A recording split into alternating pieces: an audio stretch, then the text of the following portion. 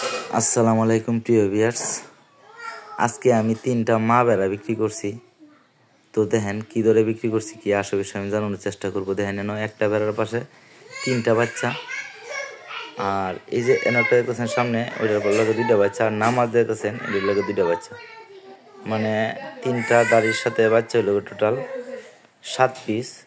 7 পিসের মধ্যে 2 পিস আছে লোক পাটা, আর 5 পিস হইল ফাটি।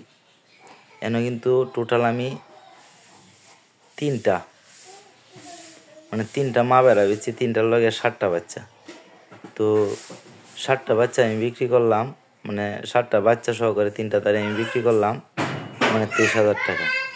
হয়তো বা আমি চাইলে আর কিছু বেশিও বিক্রি করতে পারতাম, কিন্তু আসলে এরকমভাবে আমি বিক্রি করি না। তো দেখেন ওই পাশে যে 2টা বেড়ার মাথা কালো, ওই 2টা কিন্তু আমার না।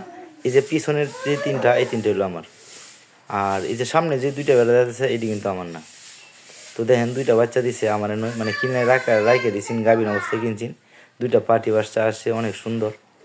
তো মোটামুটিভাবে জানি না কীরকম দামে বেচছি বা কীরকম দাম হয়েছে কিনা। তো বাচ্চাগুলো কিন্তু মাশাআল্লাহ অনেক বড় বড় হয়ে গেছে। তো দেখেন পিছনের যে 3টা বেড়া, মা বেড়া দেখেন, কালো একটা, এই যে সামনে 2টা, আর এই যে ওই পাশে 2টা, মানে ওই 2টা আমার না আর কি। এই যে সামনে যে 2টা, এই যে সামনে যে 2টা লাগে 2টা বাচ্চা, এটি বাদ দেয় এই পিছনের ওইগুলো। তো ওইগুলো আমি বিক্রি করছি 23,000 টাকা। আমি দাম চাইছিলাম ওই লোক 27,000 টাকা। আসলে আমার টার্গেট আছে নিল 25,000 টাকা। যেহেতু পরিচিত লোক, আসলে আমি কারোর সাথে এরকমভাবে কটুভাবে কথা বলতে পারি না। নতুন অবস্থায় খামার শুরু করব। আর এই ভেড়াগুলো কিন্তু এত বেশি বড় সাইজ না, মানে মিডিয়াম সাইজ। আসলে আমি চাইতেছি যে আস্তে আস্তে আমার খামারের সবগুলা ভেড়া এক সমান সাইজ করতাম, একটু বড় সাইজ করতাম। যার কারণে খামারে যে সুডুগুলো আছে, এইগুলা 3টা বেড়া আছে মা বেড়া, ওইটা আমি বিক্রি করে দিলাম।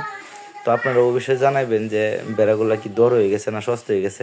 আর বাচ্চাগুলোর সাইজ কিন্তু মাশাআল্লাহ অনেক বড় হয়ে গেছে। দেখেন এগুলো কিন্তু ক্রসের বাচ্চা। আবার যে 2টা বেড়া মা বেড়া আছে, এই 2টা বেড়া মা বেড়া কিন্তু আবার গাভিন আছে। আসলে 2টা মা বেড়া গাভিন আছে। আর এই যে সাদা 2টা বাচ্চা দিছে, এটা কিন্তু আপনার 2 দিন হয়েছে বাচ্চা দিছে, মানে কিনছিল গাভিন অবস্থা, আবার আমার অনেক বাচ্চা দিছে, দেওয়ার পরে আজকে নিয়ে যেতেছে। তো সবাই নতুন উদ্যোক্তার জন্য দোয়া করবেন, যেন সুন্দরভাবে খামারটা করতে পারে। আর যদি কেউ নতুন অবস্থায় খামার করতে চান, তাহলে আমার একটা রিকোয়েস্ট থাকবো, প্রথম অবস্থায় অল্প দিয়ে শুরু করবেন, তারপর আস্তে আস্তে খামারটা বড় করবেন। তো